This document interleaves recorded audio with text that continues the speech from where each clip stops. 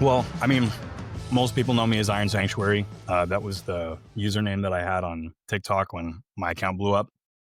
It's basically just what I call the gym. And, I guess go back a little bit before social media. I had a history of drug addiction. I got clean in 2015. And then, over the course of, 5 or so years, different, jobs, different things that I was doing with my life after I got clean. I ended up getting married, started a construction company, and was a general contractor for quite a few years before jumping on social media. Jumped on social media in 2019, and within like 44 days of me posting, I hit 1 million followers. 2019, obviously during the Christmas glitter beard season, sort of where things took off for me. And then I just sort of ran with it, for the first couple of months of 2020, with COVID starting to ramp up. I was finishing up a pretty big job.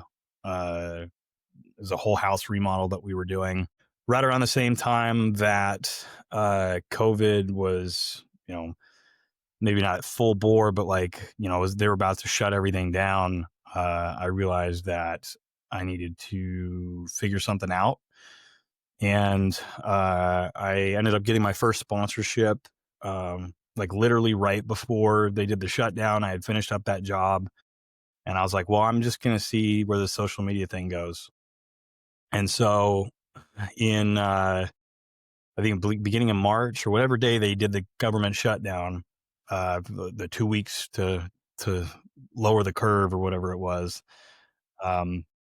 I started a new series of videos with these 5-minute crafts. I'd turn a pair of sweatpants into a dress, or like a hoodie into a crop top and a skirt. And the first 2 weeks of COVID, I gained 3 million followers. It was insane. I was not expecting that at all. My life literally changed overnight.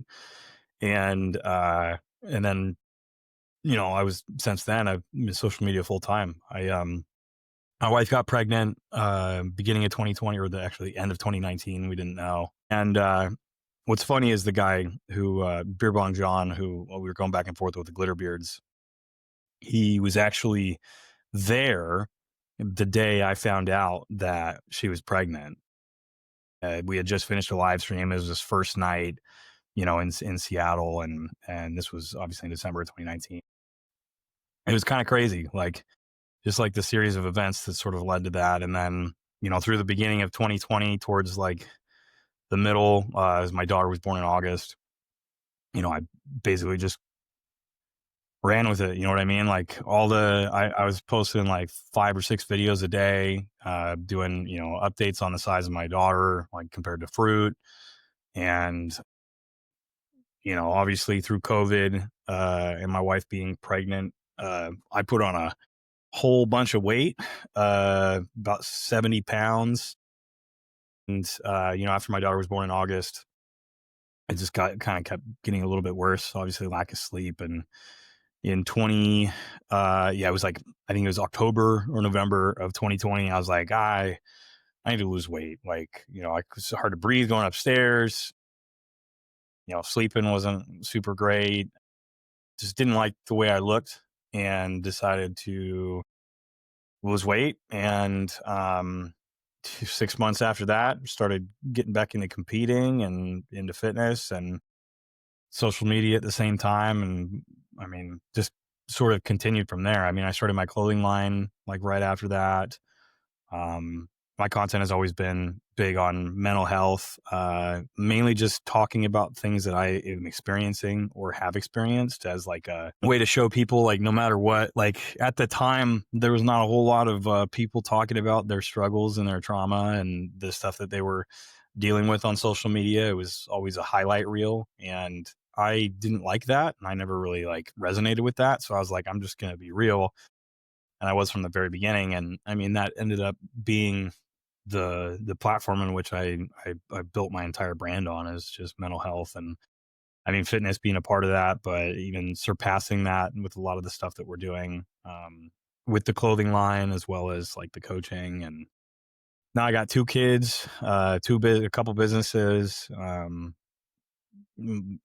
raised, tens of thousands of dollars for mental health and suicide awareness, and we got a lot of really cool things coming up in that regard. That's So awesome. it's just the simplified version. Well, it's awesome that you came through all that stuff and just helping people now, and you just got an award not too long ago, I saw. I did, yeah. For influencer of the year That's awesome. from a nonprofit called Promise to Live, for like my efforts in suicide prevention. It's from my content, which is crazy. I mean, you took something that, you're passionate about, and you just showed. I mean, you're real with people, and that's a lot of people. That's what they need nowadays. It's because there's so many fake influencers out there to just show this and this, the glamour, glitz and glamour of life. And when you're real with people, Yeah. that's what they're really craving. Yeah. Relatability is really what it comes down to. I mean, for social media, still a large portion of it is, the strive to be as, cool as your favorite influencer, to have as much money as the guy flexing his, Lambo on the gram or whatever. But in reality, like that can only be something that you want to, like, I mean, I get the understanding of like strive for that, like you want to be successful like that. Mm-hmm. But from my experience, I resonate and connect with people that I feel like are the same as me, mentally, maybe not necessarily physically, but like they're real. They're fathers, they're, wives, they're husbands, they're mothers, like just people that are going through life and trying to figure it the fuck out, and being real about the fact that no one has any idea what the fuck they're doing. Even the people that look like they know what they're doing, they have no fucking idea. I've talked to those people. Like maybe some of them are pretty confident in the things that they do, but especially when it comes to social media, like, yeah, there's a bit of a formula to it, but at the same time, like, it's we're at the mercy of the powers that be when it comes to how that gets pushed to people. Yeah. And I do like that, because like with me, and what the podcast really was birthed out of, was me and my friend DJ. We were both struggling. Like, we became dads. There was stuff we didn't deal with before becoming a dad. And when when you become a dad, it blows everything up and it heightens everything. And so, like, for me, myself, I went through darkness, and like my family was on the tail end of that, and I would scream at them, I'd yell at them. I lost a job that I loved. And then all of a sudden, with COVID happening, like, I was alone and home every day by myself. And, when you're home alone and you're like, oh, well, I have nothing else to give to the world, you go to some really dark places and you have some bad thoughts. And so it took my daughter one day, I was walking her home from school. She goes, I need a new dad. All right. So it just finally like broke down. It broke me. And so I broke down to my wife. I was like, I'm done. Like, I don't know what to do anymore. And she's like, just talk to somebody. She's like, if you can't talk to us in the house, go somewhere else, talk to somebody. And so finally reaching out and talking to, like, I went and talked to a therapist and stuff, and just kind of getting things off the table, or on the table, and things off my chest, and just finally talking through things and finally opening up. And like, you kind of get that mind clarity, but you do need that output, and you got to get it out. Like for you, you've kind of found with, the gym and stuff like that. Like, I've never been, I don't know what it is, but I've never been. So when I go to the gym, so my biggest with mental health and all that stuff, I got to 420 pounds, and I'm still big, but I lost almost 100 pounds. And, with depression and thoughts like that, it flares up. Like, people think, oh, you're good, it goes away. No, it doesn't go away. Like, it goes. And like, I've gained some weight back, but like, after losing, I think I've lost altogether 75 pounds now. And it does help. So like, seeing that in the gym, like, it does help that mental clarity as well. So I get that with you, and like having the Iron Sanctuary, that's your place, For me, I feel like my output in what I do, like with social media, I'm not the best at social media, and I'm more behind the scenes. Like, I like to hide behind the camera because I feel like, the prettier you are on social media, the better you're gonna do. And I'm a big dude, so, but I feel like that's my outfit. I like being creative and stuff like that. But I feel you on that being real part. Like people just want to hear that, and that's why I feel like this podcast and having people like you on and just sharing your stories, people can really connect with that because no one wants to go out and be like, "Oh yeah, I'm depressed, and I'm suicidal." Like no one wants to listen to that, you know. But it's No, real, and that's what we need to talk about. So that way, it's out there, and more people want to talk about it.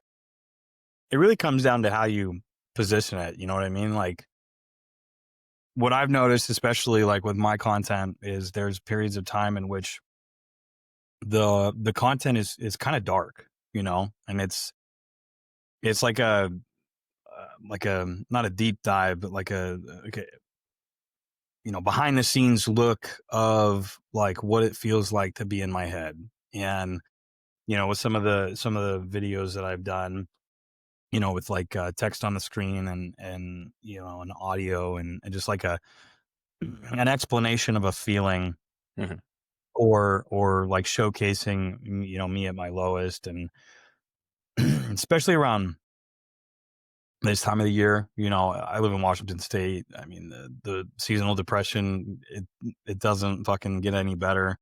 The weather goes to shit, and then everything just sort of becomes duller and continues that way, and it messes with me pretty bad. But I found that in being able to create content that represents my thoughts or represents my feelings, or like showcases a an emotion or a struggle that people can resonate with, it's a way for me to get it out and like be real about it, which sometimes it gets pretty dark. But it it's like a release for me, I guess. So I see a therapist as well, and you know, to sort of talk through a lot of things, because I have a tendency to uh, I'm I'm incredibly self aware, which is good, but also terrible because I overanalyze and I intellectualize everything that I do and try and figure out why I do it and what it means, and sometimes just being able to talk through those things with someone. I mean, my therapist gets a couple words in every session. It's mostly just me, you know, talking and realizing stuff. And but then the other side of the content is less depressing, but more impactful. What I've realized over the last like 6 or 7 months with some of the style of content that I've been doing, it's resonated with so many people because I take a situation that I've dealt with or am dealing with and literally just write down what I wish someone would say to me. Like in that moment when I'm feeling like that, what do I need to hear? Like what would make this situation easier or help me understand the situation better? And then, you know, I write that down and then turn that into a video basically in which I'm talking to whoever is watching. Mm. And man, those videos, I mean, the impact that they've made is insane. Like I'm not like I get, you know, thousands of DMs a month from, you know, people saying thank you for making those, and how those videos have saved their life. And it's crazy to me because when I make them, it's literally just sometimes it's like just so I can go back and listen to it sometimes.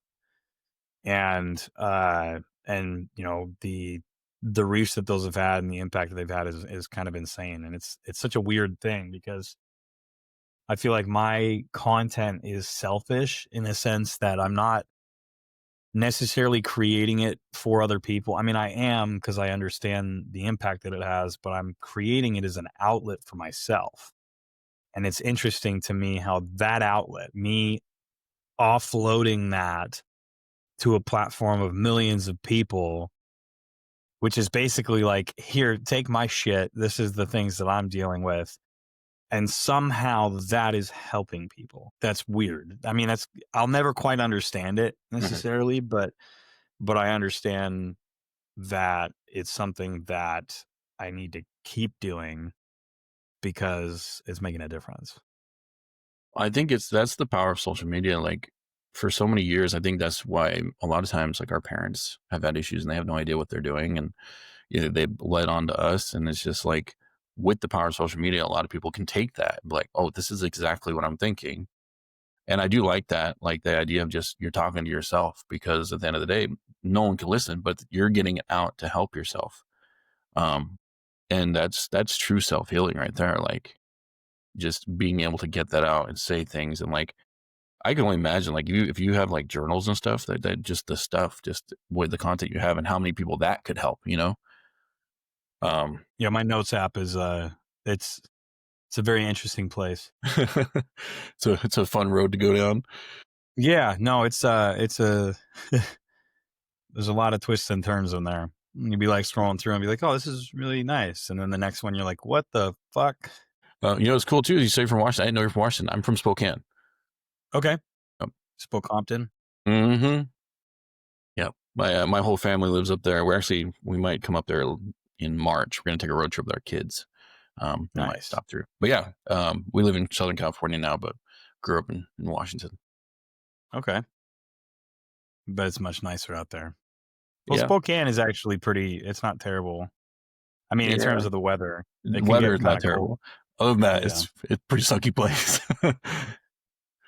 um, well, yeah, I think what you've done, what you've taken, and just your journey and your struggles, and just put it out there so people can see it and really connect with that, because that's another issue with people think they're alone. They're just completely alone. They're dislocated, and I think that's something that went with me to where I was just home alone. You start getting in your head. You're like, no one else is going through what I'm going through, because you don't think about it. And then you Yeah. see content like yours and you're like, wait a second, there's other people going through the exact same stuff I'm going through. And that's kind of with this podcast. We want to do that, like for dads, especially. Like we all think we're alone. We all think we don't have a voice because this X, Y, and Z, because of the world. But a lot of us dads are going through the same things, and we all have the same problems. Yeah, no, that's I think that's one of the things that really changed a lot for me was becoming a dad. Mm-hmm. And it's rough because, when you first become a dad, you're like, I'm going to do things this way. I'm going to be this type of father. I'm going to make sure that I don't do this and I don't do that like my parents did.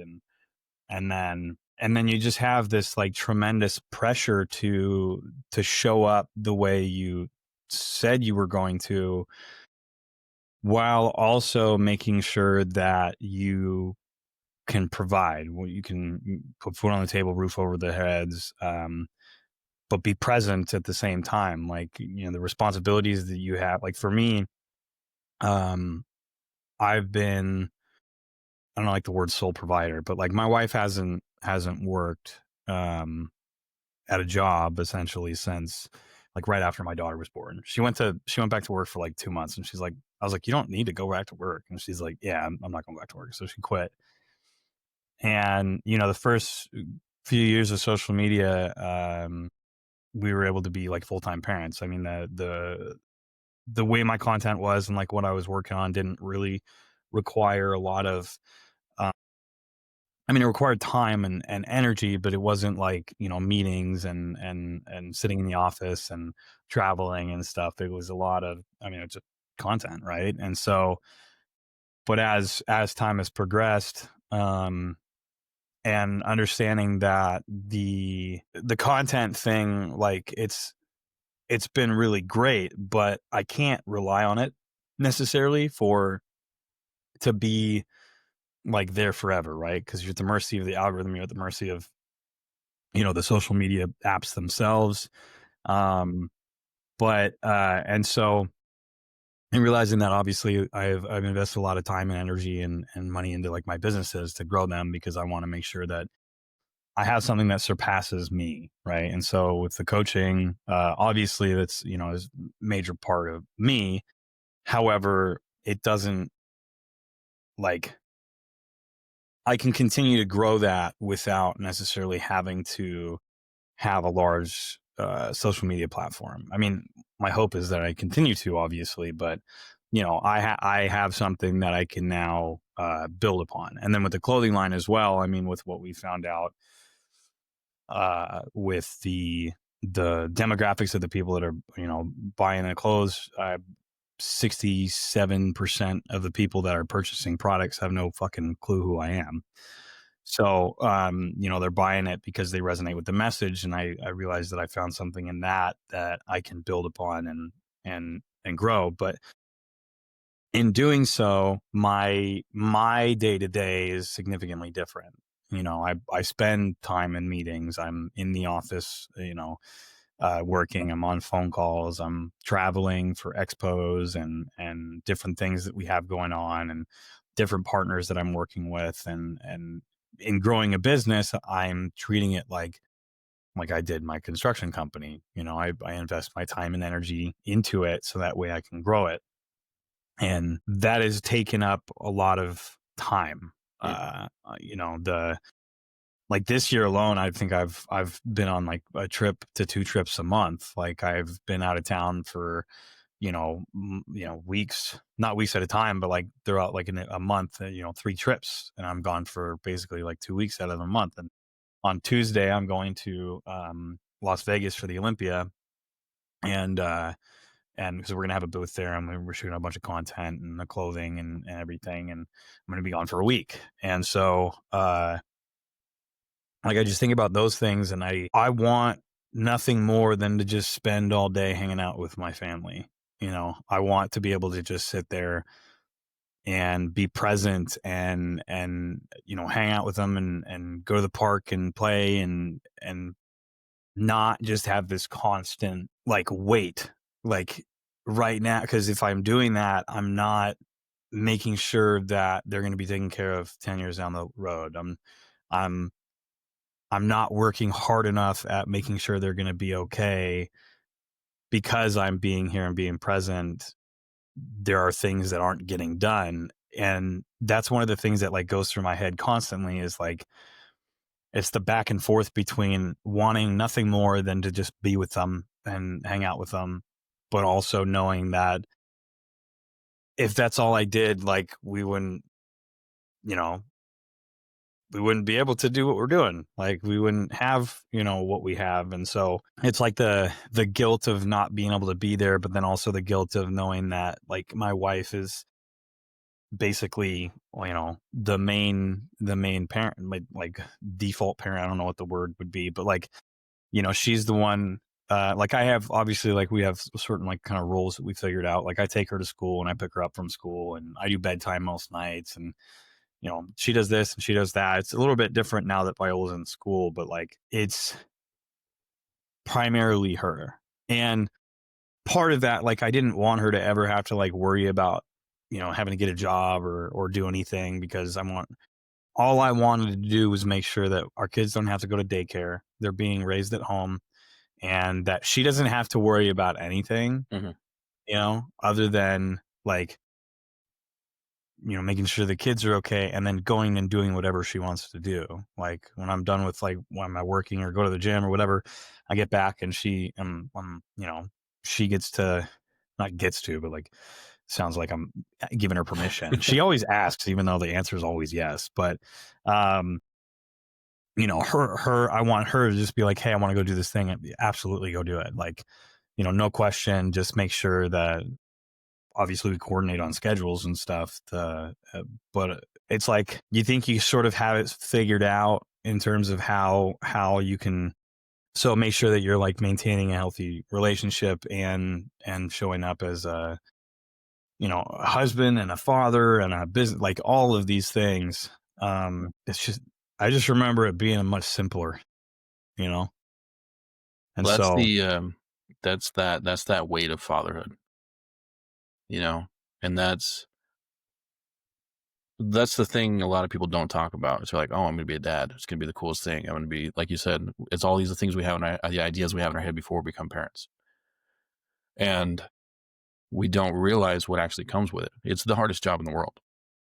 And balancing marriage and being a dad and being an entrepreneur and being a influencer, like you have to have a lot on your plate.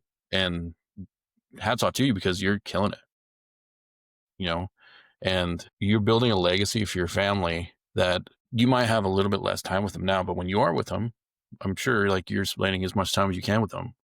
And they're going to know like my dad did everything he can for me or everything he could for me. And when they grow up, they're going to do the same thing to their kids. And that's the biggest thing you can do as a dad is give that to your kids where like a lot of people feel like, oh, my parents left me nothing. I don't know how to do X, Y, and Z. Like you're showing them now, even though you're young, that they'll be able to do what they want. They'll be able to do anything they put their minds to because, you know, dad did that and he killed it in all aspects of everything. And I know that he loved me and I know that he supported us as a family.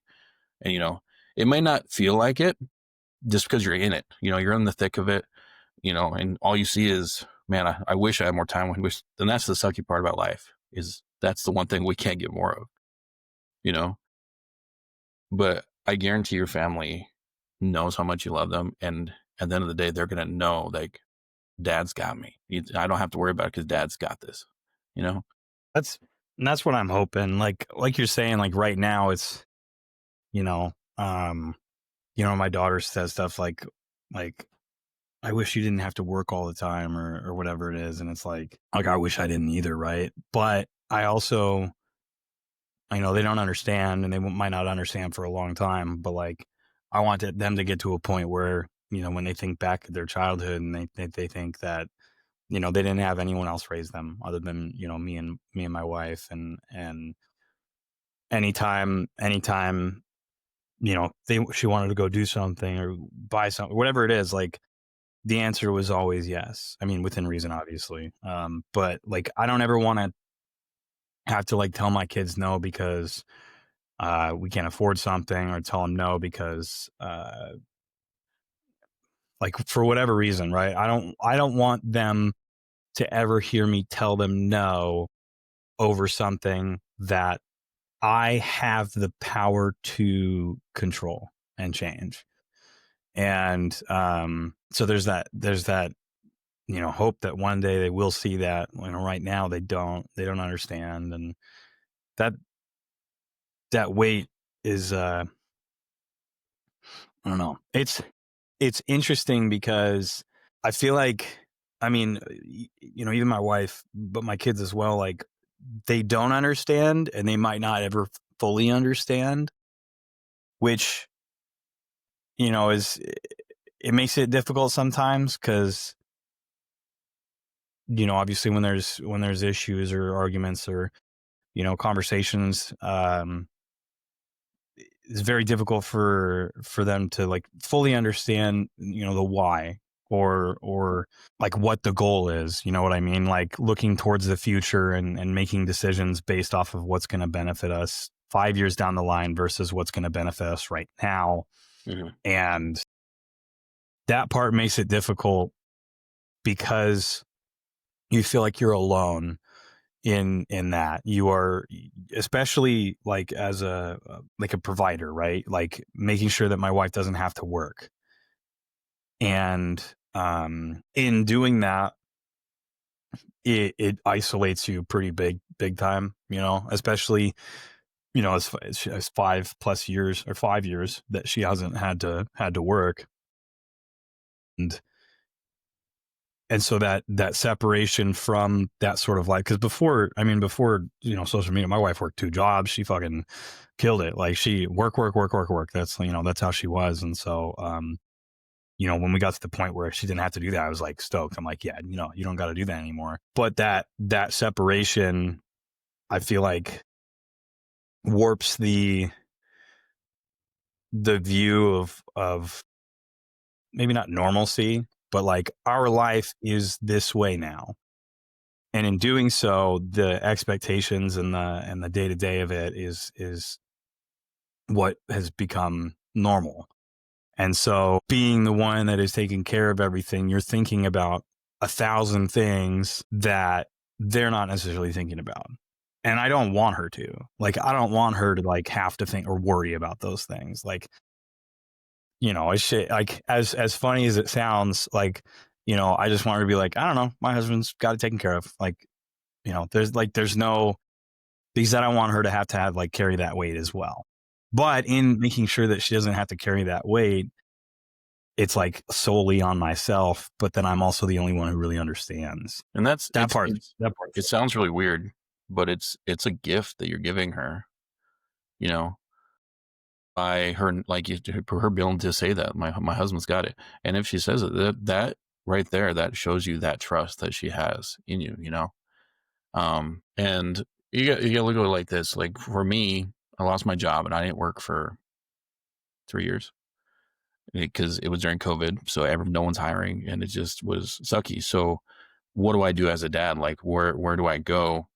You know, do I try and find a call center online? Do I, you know, and nothing. I probably put in 1,000 job applications and got all no's. So someone who's been, I'm not gonna say stuck because it's not the right word, but stuck at home, um, and just having, and your only communication really is with kids, and then you see your spouse a little bit. Because my wife, I love my wife to death, but she loves working. She loves what she's been working at the same place for 10 years now. She's worked her way up. She loves it.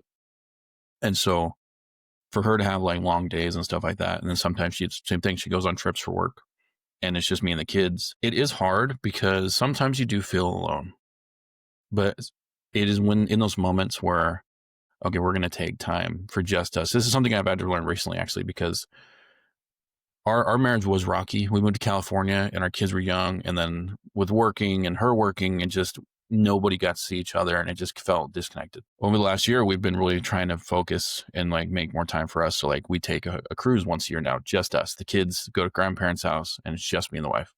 And it really does help that reconnection. And it helps, like, okay, we might not get to see each other, you know, a whole lot during the week. And like, there are going to be those times where she's gone and stuff like that. But it's all about when you take those deep reconnection times and really dive in and like, all right, it's our time. So you can kind of focus on each other. And then when you are apart, it's not as weighty as, you know, it's kind of hard to explain. I'm still working on that part of my marriage too. But coming from that aspect of a parent and knowing like when I couldn't do anything, and as a man, that's a whole nother just mind fuck where, all right, well, I'm not doing anything to provide for my family. Like my wife's taking care of it, but I knew that she got things done, and I knew that, all right, is my job, which it is, really is, parenting is a full-time job, that I've Yeah. got this. So I think like when you use those roles is, you know, she's got the stuff at home, you've got the financial burden aspect part of things, and when you marry those together and they just blend. And at the end of the day, I do think, like, as a outside perspective and hearing like that whole, my husband's got it, that's that trust. Like she knows that you've got them, you know. It's interesting that you say that, like taking the time to reconnect thing is we don't really have anyone that we trust to watch the kids. Mm-hmm. My wife and I have taken 2 nights away, like less than 24 hours essentially, without the kids, twice in 5 years.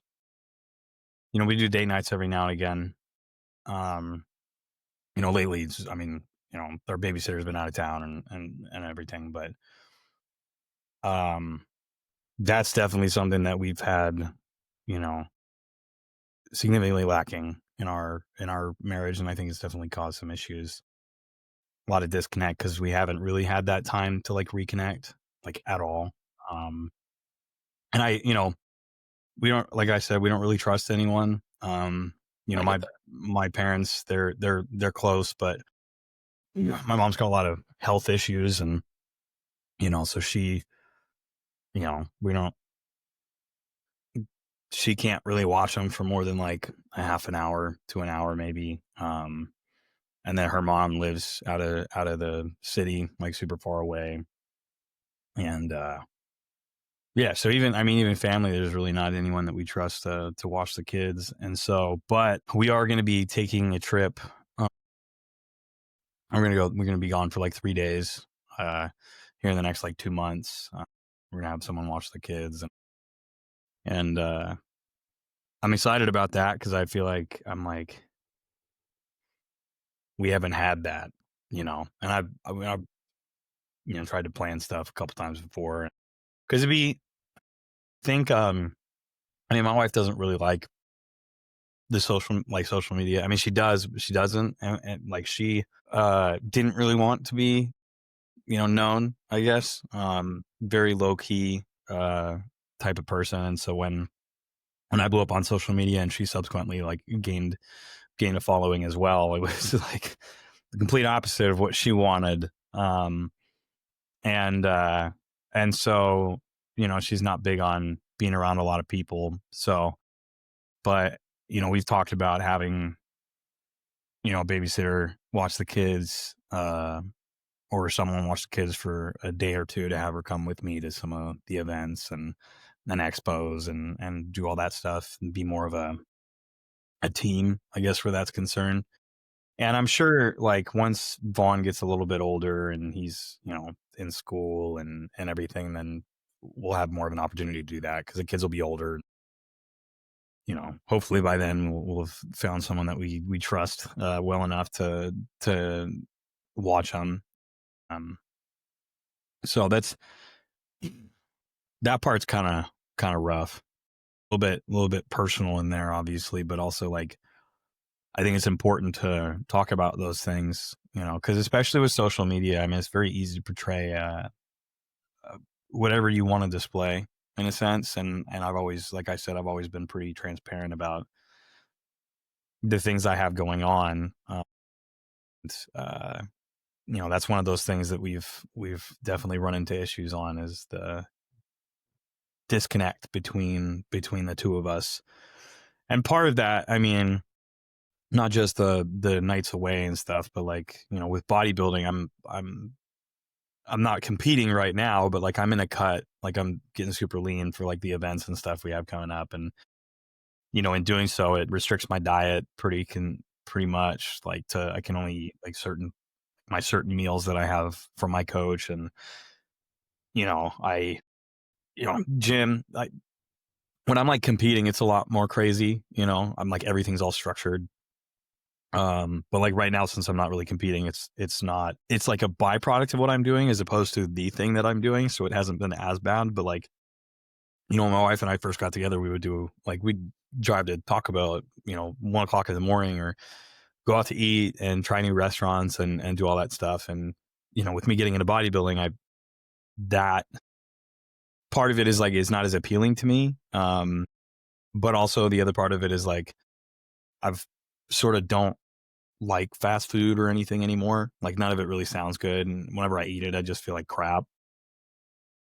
So that sort of, and my wife likes going to seafood boils. Like she's big on the seafood boils. Um, so that's, that, that definitely took, like played a role in the not separation, but like the disconnect between the two of us, cause 10, 12, 13, 14 weeks, I'm, can't go out to eat. So like date nights, it's, we're going to go to a movie or like there's the options were limited. But I think one of the things is like, for me is I realize I get locked into this idea that like things are only a certain way, like date night, right? Like in my head, I'm thinking date night, we go out, we go, eat, we whatever. But like, there's a million different things you can do. There's rage rooms. There's, like, I get this idea in my head that like, because we can't do this, then we can't really do anything. But in reality, that's not the case. Like, I think I've realized that more over the last couple of years is that I have a tendency to put myself in a box that I don't necessarily need to be in for no reason, essentially. I get that. Like, so me and my wife been together. We've been married for, it's going to be 12 years in January. Our whole marriage, like we've only taken, last year we went on a cruise and this year we went on a cruise. And that was it. So it's taken this long to even get that sort of break together. Because like my parents, so my story is I was born in Washington. I was in Washington until I was about 13. Moved to Vegas, grew up in Vegas. We moved out here after we got married and had our son, and our daughter was in Vegas too. And so all of our family is split between Washington and Vegas. So out here, like we really don't have anybody, and we didn't have anybody. Like now we've got friends and stuff, but like still it's like, well, they've got kids. I don't want to put more burden on them. So like it's become very intentional like when we are together, even if the kids are there, like this weekend, we're going to go to San Diego, and we're going to go to like different museums and stuff. So we take the kids on those adventures, and we just make it very intentional about like, all right, mom's on her phone. I'm going to get everything I need to get done for social media before we leave. So that way I'm not going to be on my phone, and everybody is together and we're all focused on each other. The kids aren't taking their video games, and it's like, it's almost like a disconnection from the world, and you're just focused on your family. And so just making those very, very intentional moments for your family, I think that'll help too. Like with, you want them to feel like when you are around, like you are there. I think that's something that's helped us, is to just have that complete disconnect over.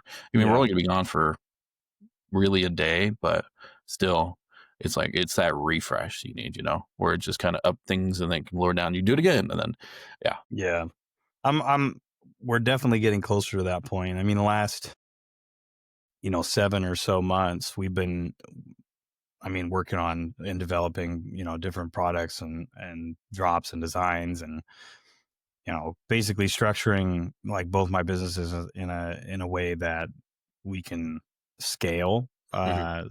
because we have systems in place, and because we have designs, and because we have, whatever structure we need to have in order to make sure that it can sustain the scalability. And in doing so, obviously, is taking a significant amount of time, energy, a lot of technical stuff, a lot of meetings, a lot of phone calls. I got Slack and Trello and all these, corporate apps on my phone that I'm using to help, manage my businesses and social media. And, I have a tendency to put too much on my plate, where I think I have to do everything. And in doing everything, like the things that are really the most important within my business are not flourishing like they need to.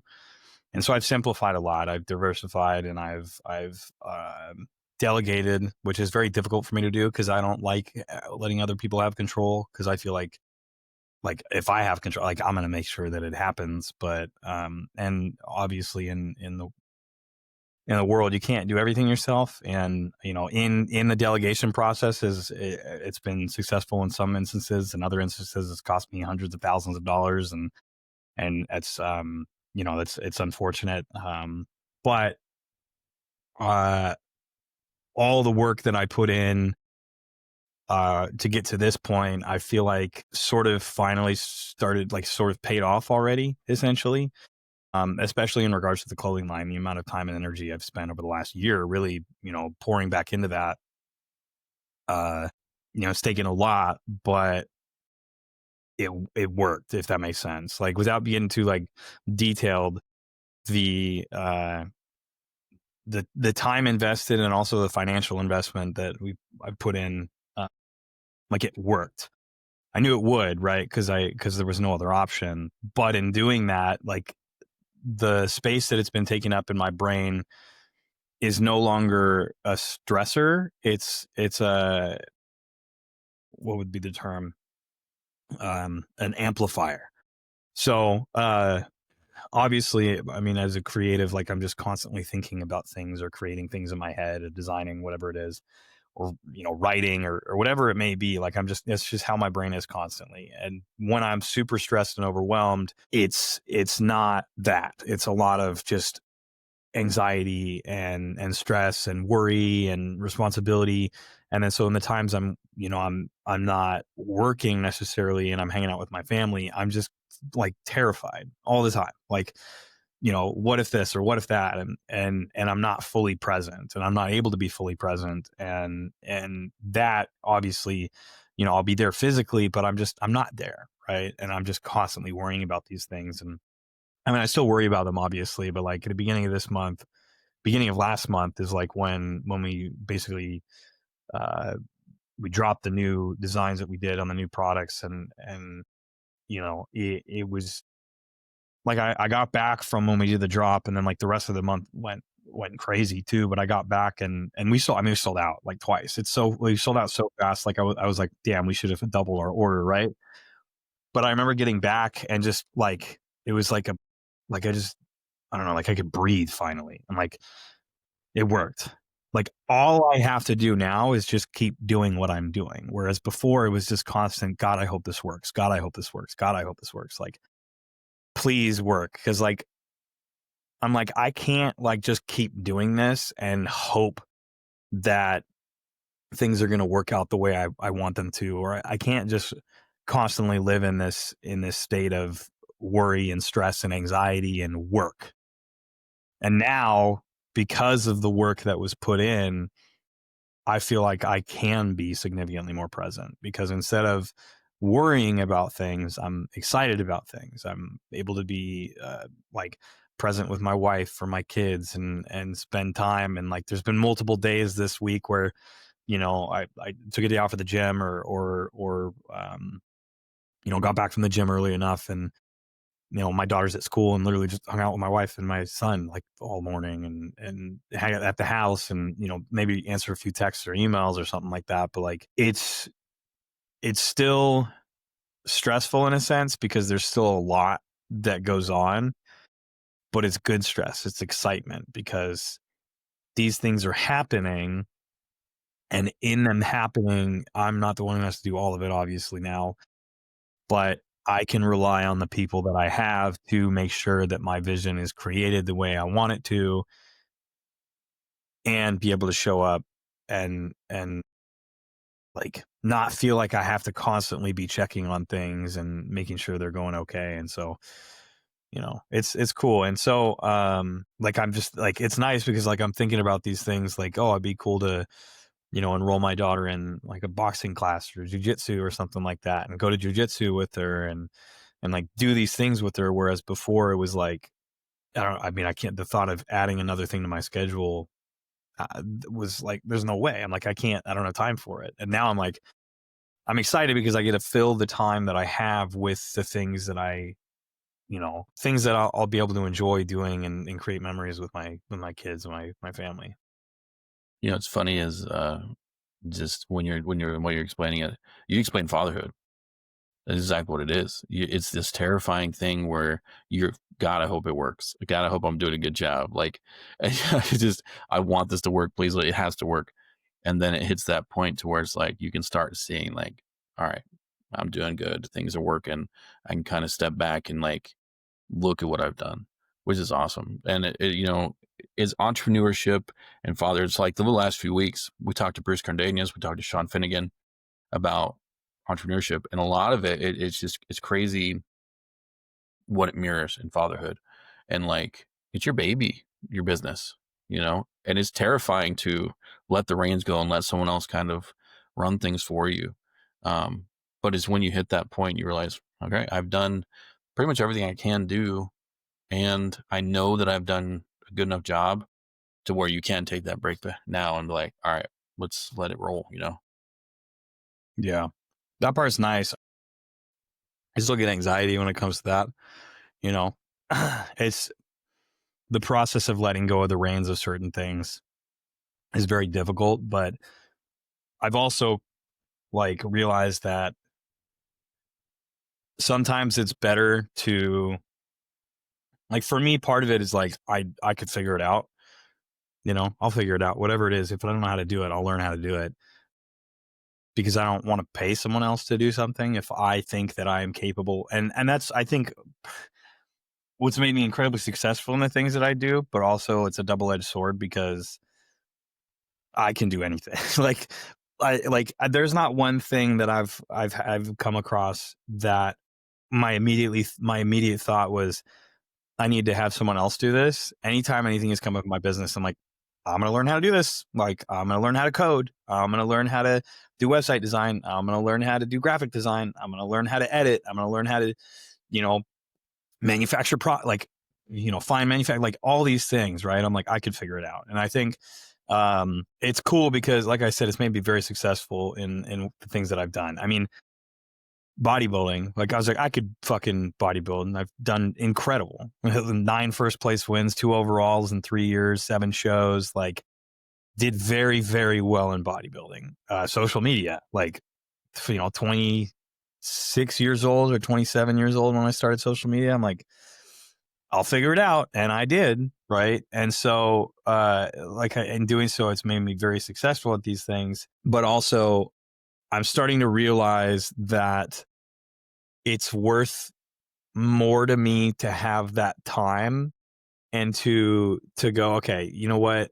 I'm going to invest some money into having someone else do this for me. I'm going to invest some money into having an assistant that manages all these little tasks that are very easy to do myself, but incredibly time consuming, Yeah. that I don't need to be the one doing. And it's so nice now too. Like my assistant's fantastic. His name's Raymond. You know, we talk on Slack, and you know, when something comes up, I'm like, hey Raymond, can you do this for me? And this guy immediately gets it done. Like he does things that I didn't even think about doing. That's just made my life so much easier. And it's like, okay, after that, I realized, all right, I just need to find people that I can trust, that I can let go of the reins to. Um, and that part is definitely, it's still very difficult, but I can't show up in the way that I need to show up in the things that require my full attention if I'm trying to do everything myself. And I still fall in that trap of like, I'm going to do this. Like, you know, instead of waiting, you know, a day for someone to get back to me on something, I'm like, I can figure it out. And then I Right. sometimes usually do. Like, I'm like, well, I just, cause I want it done now and I can do it now. But it's like limiting that because yeah, maybe I could do it in an hour, but that's like an hour that I could have spent, you know, talking to my wife or relaxing, which I don't understand. I don't know how to do. I don't ever really relax. If I'm sitting still for like longer than like an hour and not doing anything, like I'd get hella antsy. That's my wife does that too, where she's like, "All right, I don't want to be here anymore. Let's go do something." And I just want to say, like, uh, I know when you like from talking from my perspective, for me, it's really hard to see past yourself, you know. But Yeah. seeing you from outside, you have an awesome mindset about things, and you are super driven. I know you probably know that, but like, you were like probably one of the most driven people I've ever met. Like, just the way you do things and what you're doing in your life, like you have an amazing mindset where like I'm gonna figure it out, and you have like you're so successful in all the things you're doing is just awesome. I appreciate that. Yeah, I Yeah. think it's mental illness, but no, I just like it's interesting to hear that, right? Because like I just think like this is just the way I am, right? It wasn't like you know, I think it's funny that I make this connection, but you know, being a drug addict for as long as I mean, I still am a drug addict. I'm just clean, right? When I was getting loaded, and it's funny because I see memes or jokes about it all the time. Like when someone talks about like, you know, crackheads never go, I'm too tired or lazy to go get crack today. Like they're still going to go get crack. Right. And so when I was getting loaded, it was like, I was going to get loaded no matter what. If I didn't have any money, I'd figure it out that day. I'd figure it out. I'd get enough money and I'd go get some, uh, you know, I'd go get whatever I needed to get. And, and I've always had the mindset of I'm going to figure it the fuck out. When I got clean, I'm going to stay clean. I'm going to figure it the fuck out. When I started doing construction, no idea what I was fucking doing. I'm going to figure it the fuck out. You know, social media, same thing. Like the whole entirety of my adult life is I'm going to figure it out. I'm going to find the solution to the problem. And because I've always thought that way, it's so interesting to me, like when I have conversations with people that don't think like that. And I think it's alienated me a little bit with some people just because they're, you know, they're always well, just go with the flow type of mindset, or you know, que sera sera. And I've tried to be that way with some things, but also I think if I have the ability to, why don't I? If I can do something, if I can create something, if I can build something, if it is something that is feasible, then why am I not doing it? And that's like sort of how this thing, like, I think fitness really played a role in that as well. And that's like the whole premise of my brand at this point is that like anything is accomplishable if you just break it down into small little steps. Like, you know, in the gym, the whole concept, one rep at a time. You just do one rep and then you do another rep and then you do another rep, and you do another rep. And then you add that together for, you know, months and years and decades, and you have, you know, growth and you have development. And that repetition is the same even outside of the gym. Anything that you do on a regular basis in repetition will compound into whatever the result is that, that you want, good or bad, right? If you do a bad thing every day, it's going to compound into something bad, right? But if you Right. are doing these things on a regular basis that are improving your life, your health, your mental state, your relationships, your businesses, your whatever it is that you're doing, as long as you are just doing those things, you're going to see a tremendous transformation. And I think that's why I look at things the way I do. I think that's why I'm able to like look at something that seems so impossible to figure out and then just go, oh yeah, I'll figure it out. Like I just, you know, deconstruct it essentially. Like if my goal is X, like talk about like, if your goal is to be a certain level of like financially successful, what does the person that is financially the version of you that is financially successful, what do they do on a daily basis? They get up and play video games, or they get up, brush their teeth. Video games aren't bad, obviously, but like you break it down into easy, digestible things, and that's literally anything is accomplishable with that, which is crazy to me. Like especially with coaching and like fitness, because my offer, my guarantee is that if you follow the plan, you will get the result that you're looking for. It's as simple as that. It's a step-by-step to-do list of achieving whatever that goal is that you want to achieve. All you have to do is follow the steps. And that's just all I've done. It's like my brain immediately goes, okay, I want my result to be this. I need to do this. And I think part of when it comes to the things that I've been doing, I've been trying to apply that same mindset to the things that are really the most important, right? If my goal is to have a healthy relationship with my wife and my kids, like what does that look like? And this is something that I've really started to realize, I think, honestly, over the last month, is that I've utilized that same concept in everything else and made that the focus because I want to make sure that they're taken care of. Now that I know that, like, as long as I continue with what I'm doing, that's going to be what's going to happen. I get to use that same concept and say, okay, what do I need to do on a daily basis to make sure that I show up as a good husband, a good partner, a good father, friend? Like what reps do I need to do to have the result being whatever it is? I've literally as I'm saying it, I'm really starting to kind of in this moment, like I didn't put it together until just now, but yeah, Don't you now love I the know what I need to do. those little moments? It's crazy. Now I've just like, it's not like I figured it out necessarily, but I've spent a lot of time trying to figure out how to not necessarily fix Mm, in my relationships, but improve them while still being able to do the things that I need to do. I My, love my that. notes app is going to get a handful today. Yeah. um, it's just like I said, your mindset is awesome, and I think most people they don't do the run one rep at a time. It's they see the big giant task ahead of them, the Everest that they have to climb, and like I can't do that. Versus you just start, you take one step up the mountain, and that's the first step, just one step after another, one step after another. And I think that's what scares most people nowadays. Like, even with social media, like, we're like, oh, this guy has 10 million video followers, and oh, I put one video out and I don't have anybody, and it's not working. Like, you don't see what goes behind it and the effort it takes. And all you do is, did you post another video? Did you post another video? Like, you just got to keep it up. But I know, No, it's really, yeah, that's really all it is. yep. Well, I don't want to take up a whole lot of your day. This is a weekend, and this is prime family time. Uh, if people want to follow you and they don't know where to go, where can they find you? So Instagram and TikTok is all Iron Sanctuary, just one word. I do have a YouTube channel. It's called The Original Iron Sanctuary. Starting to put out more vlogs on there. I've had the channel for like 6 years, and I really haven't utilized it until lately.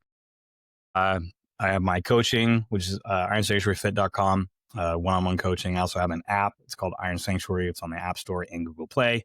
And then my clothing is ironsanctuaryshop.com. And 15, I think, well, last month, so I think this month, 10% of all the sales go to the American Foundation for Suicide Prevention for the clothing. We have certain designs that we donate a large portion of the proceeds to the American Foundation for Suicide Prevention, particularly our Fuck Suicide design. It's obviously a fundraising piece. And then, yeah, and then if I don't know when this gets released, but we're going to be in Vegas at the Olympia on pretty much all of next week. So if this goes out before then, you see this, then come by. We're going to be at booth 308, I think, or 300. I can't read very well, so it's one of those two. But if you follow me on TikTok or Instagram or also Facebook, The Iron Sanctuary is my Facebook page. I got it back. It was stolen, but it has been recovered. Not the followers, but the page itself. And just keep an eye out for any posts on there. And yeah, that's pretty much it. Awesome.